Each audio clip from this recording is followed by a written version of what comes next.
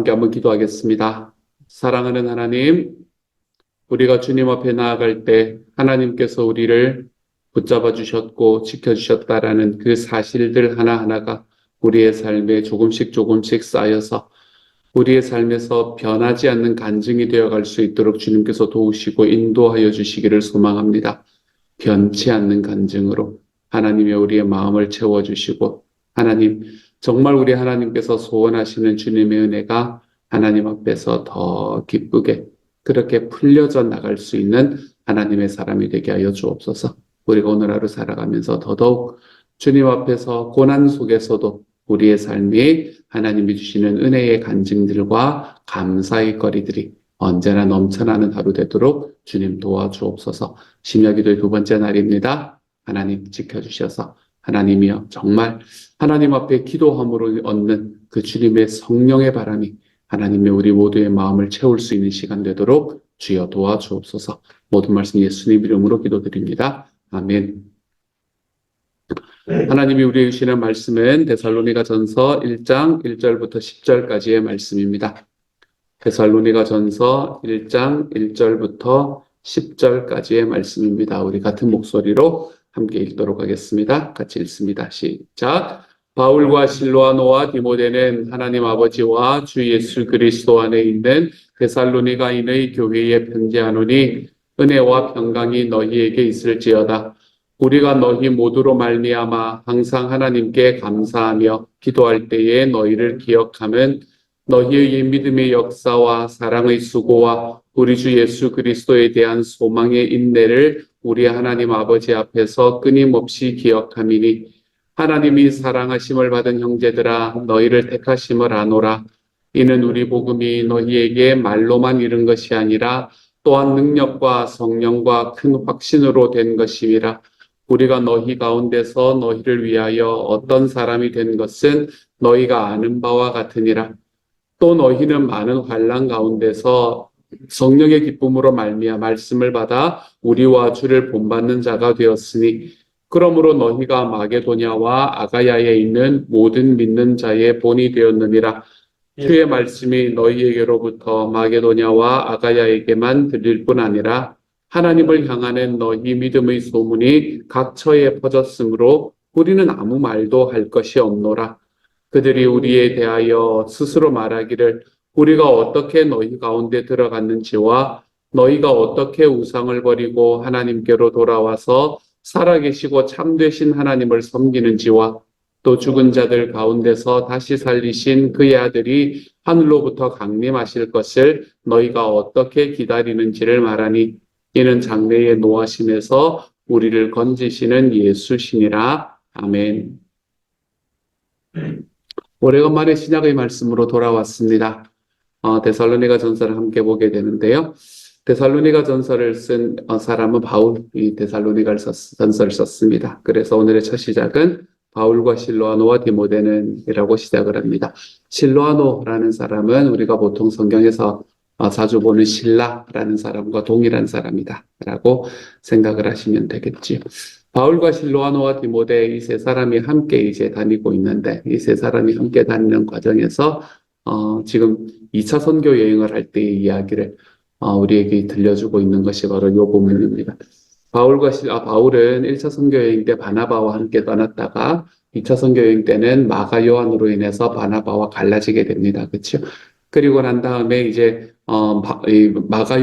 바나바는 마가 요한을 다시 데리고 2차 선교 여행을 떠나게 되었고 그리고 바울은 신라를 데리고 이제 2차 선교 여행을 떠나게 되었는데 그렇게 떠나서 가다가 디모데라는 사람을 만나게 되었지요. 그래서 이 세 사람이 이제 선교팀이 되었습니다. 그리고 이들이 어디로 가나 하면 1차 선교 여행 때는 주로 소아시아 지역을 이렇게 돌면서 전도를 했다가 2차 선교 여행 때 비로소 이제 원래는 소아시아만 전도를 하려고 했었습니다.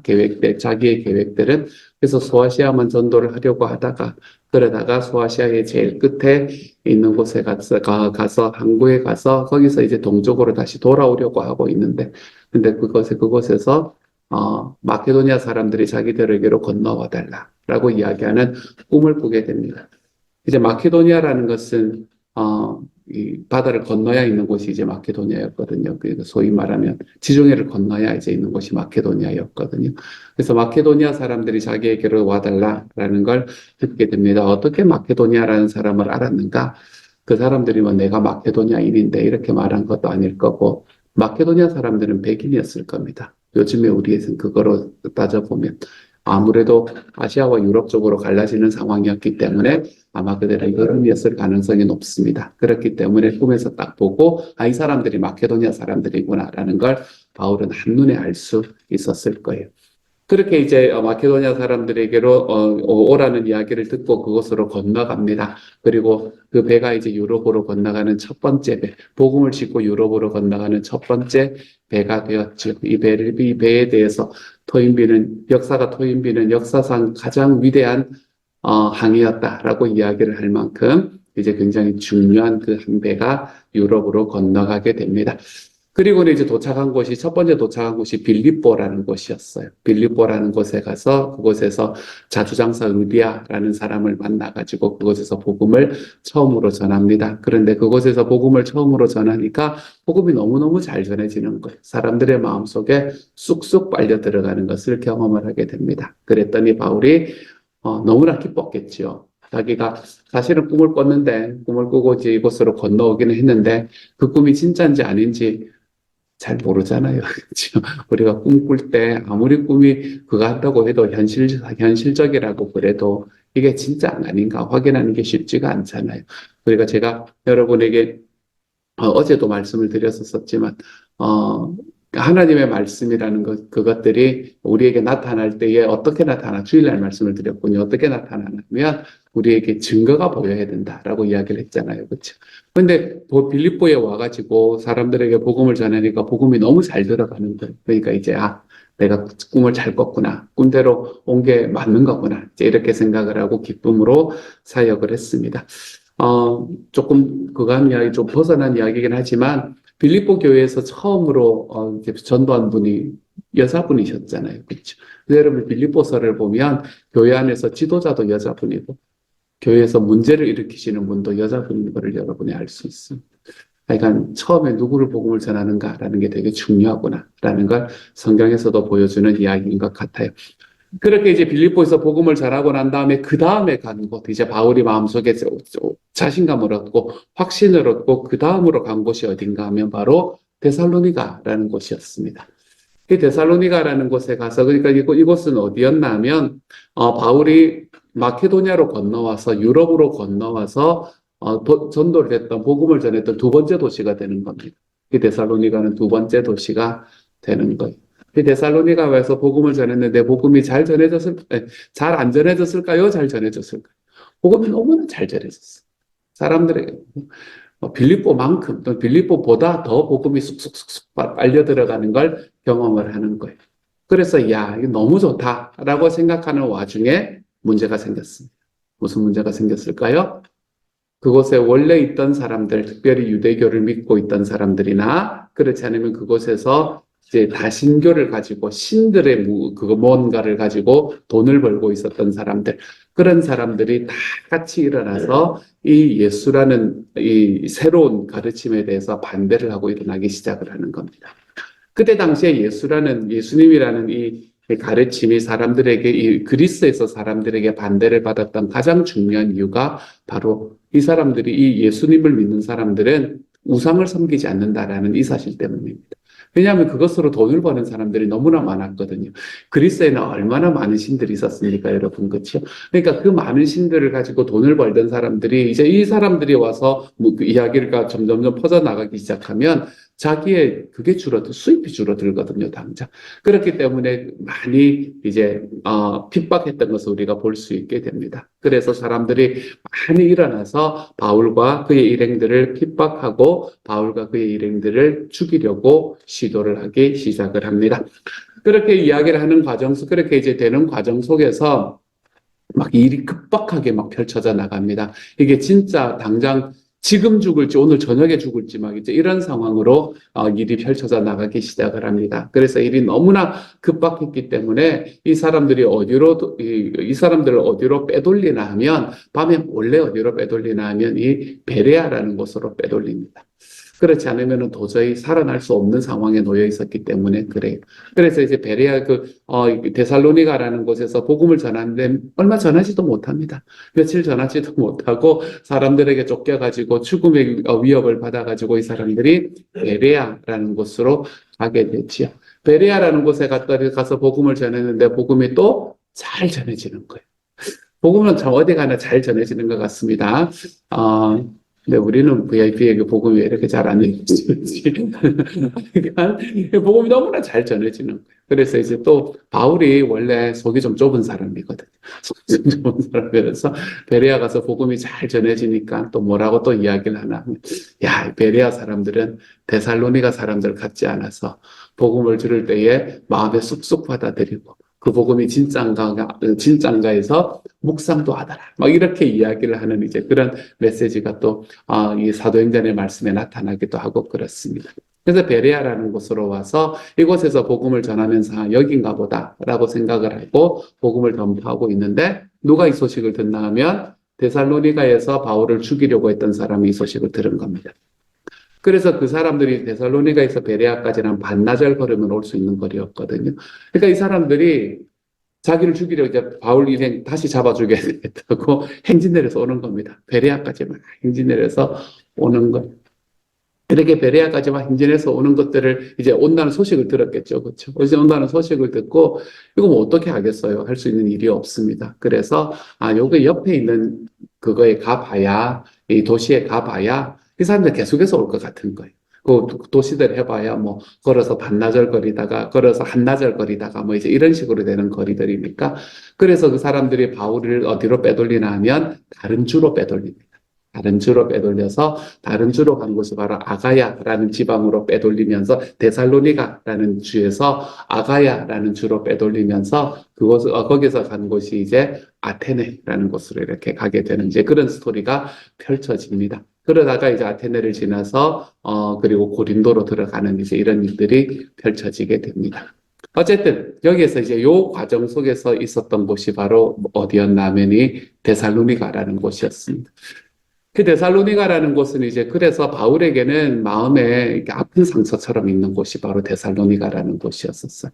왜 바울에게 특별히 데살로니가가 아픈 상처였는가 생각해 보시면 여러분, 데살로니가 사람들이 처음에 바울이 예수님을 전하고 있다는 이야기를 듣고 누구를 죽이려고 했어요?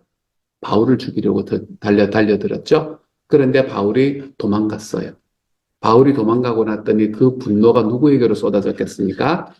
그곳에서 예수 믿었던 사람들에게 쏟아졌습니다. 한껏 쏟아졌습니다.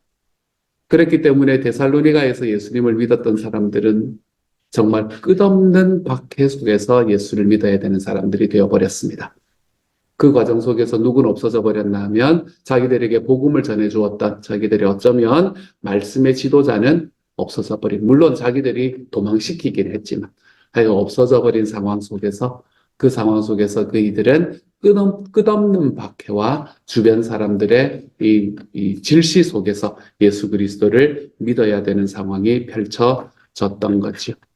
그렇기 때문에 오늘의 말씀에서 3절에서는 뭐라고 이야기하냐면 너희의 믿음의 역사와 사랑의 수고와 주 예수 그리스도에 대한 소망의 인내를 우리 하나님 아버지 앞에서 끊임없이 기억하니 라고 이야기합니다.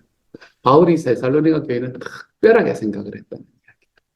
그렇게 했던 데살로니가 교회에 그게 가지고 있었던 중심이 뭐였나 하면 6절의 말씀이죠. 아까 말씀을 드렸던 또 너희는 많은 환난 가운데서 이 사람들 환난이 엄청나게 많았습니다. 바울을 향한 그 분노가 예수를 믿었던 데살로니가 교회 교인들에게 다 쏟아졌기 때문에 그랬기 때문에 이들은 정말 끝없는 환난에 있었던 사람들입니다. 하지만 그 가운데서도 성령의 기쁨으로 말씀을 받아 우리와 주를 본받는 자가 되었으니 그러므로 너희가 마케도니아와 아가야에 있는 모든 믿는 자들의 본이 되었다 라고 이야기합니다. 교회가 참 아름답게 자랐던 것 같습니다. 그치? 교회가 참 많이 아름답게 자라서 그 지역의 마케도니아라는 지역과 아가야라는 이 두 지역에 믿는 사람들의 본이 되는 사람들이 데살로니가 교회를 이야기를 하면 데살로니가 교회 사람 내가 알지. 이렇게 이야기를 할 수 있게 되는 그러한 곳까지 자라갔던 교회가 되었던 걸 볼 수 있게 되는 거죠. 그리고 그들이 이렇게 믿을 수 있고 그들의 믿음이 든든하게 될 수 있었던 이유는 바로 예수 그리스도 때문이다. 라고 이야기를 하는 것으로 오늘의 말씀이 마무리가 되는 것을 볼 수 있게 됩니다. 이 데살로니가 교회를 보면서 바울이 얼마나 많이 흡족했던지 8절의 말씀처럼 이야기합니다. 이런 말씀은 바울이 다른 서신서에서는 잘 이야기하지 않는 말씀인데 주의 말씀이 너희에게로부터 마케도니아와 아가야에게만 들릴 뿐 아니라 하나님을 향하는 너희 믿음의 소문이 각처에 퍼졌으므로 우리는 아무 말도 할 것이 없노라. 사도 바울은 그들이 그냥 지금 현재 있는 모습만 해도 너무 자랑스럽다는 겁니다. 지금 마케도니아 교인들이 처해 있는 상황들 그리고 그들이 행하고 있는 믿음의 행위만 바라보아도 너무나 기쁘고 행복하다. 그래서 내가 더 이상 말을 덧붙일 것도 없다. 이렇게 이야기를 할 만큼 마케도니아 교회는 바울에게 죄송합니다. 마케도니아가 아니라 데살로니가 교회는 바울에게 얼마나 큰 기쁨을 주는 교회였는지 모른다. 라는 것을 오늘의 말씀에서 볼 수 있게 됩니다. 이처럼 큰 기쁨을 주었던 교회가 이제 교회에게 바울이 무엇을 이야기를 하고 싶은가? 바울이 이야기하고 싶은 한 가지는 이겁니다. 이제 전체 데살로니가 전서도 그렇고 데살로니가 후서도 그렇고 바울이 이야기하고 싶은 가장 핵심적인 이야기는 뭔가 하면 너희가 환란이 극심하다는 거 내가 아는데 그 환란 속에서도 두려워하지 말고 하나님 앞에 굳게 서 있으십시오. 이걸 이야기하고 싶은 겁니다. 그게 사도 바울이 지금 데살로니가 교회를 향해서 하고 싶은 이야기였습니다. 우리가 그 이야기를 계속해서 보게 될 거예요. 그래서 여러분이 데살로니가 전후서의 중심의 메시지가 뭡니까? 라고 여러분이 만약 어딘가를 찾아보시면 모든 것들이 거의 대부분의 것들이 주님의 재림을 강조한다. 라고 이야기가 되어 있을 겁니다. 우리가 그걸 보기도 할 거고요. 우리가 그런 이야기가 여기에 나타나는 이유는 여러분이 여러분의 삶에 있는 그 고난과 극심한 환난 가운데에서도 그 자리에서 주님 앞에 신앙을 지킬 수 있는 이유는 우리 주님 앞에 영원에 잇대어져 있는 우리의 소망이 있기 때문에 그렇습니다. 이걸 말하고 있기 때문에 그러는 거예요. 그래서 데살로니가 교회에게는 데살로니가 전서에서는 앞으로 이 재림에 관한 이야기가 꽤나 자주 등장을 하는 것을 보게 될 겁니다. 그리고 그 이유는 바울이 이야기를 하고 싶은 게 여러분이 지금 환난의 자리에 서 있지만 두려워하지 마십시오. 주님이 오십니다. 그걸 이야기를 하고 있는 거예요.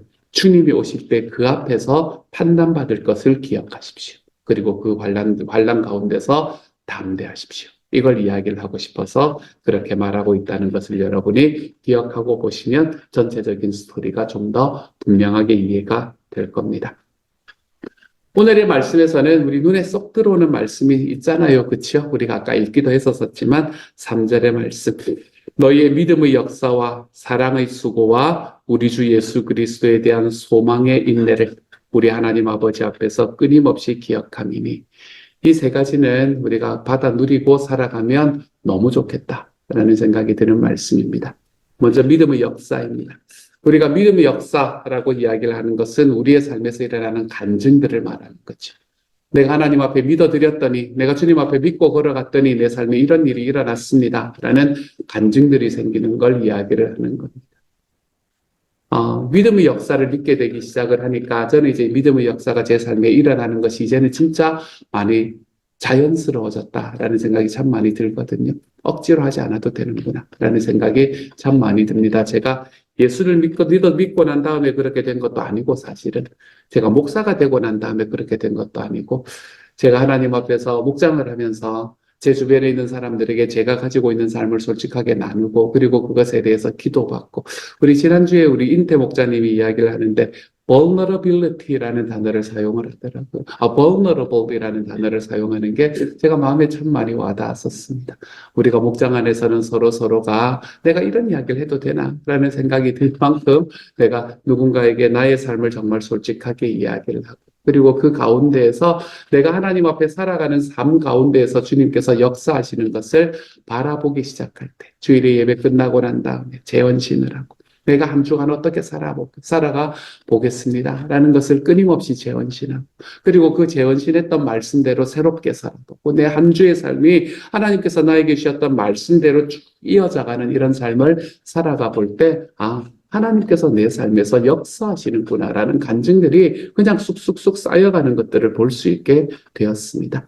그렇게 하나님 앞에 간증들이 쌓여가기 시작을 하니까 내 삶에 하나님 앞에 또다시 재현신을 하는 게 너무나 쉬워지기 시작을 했고요.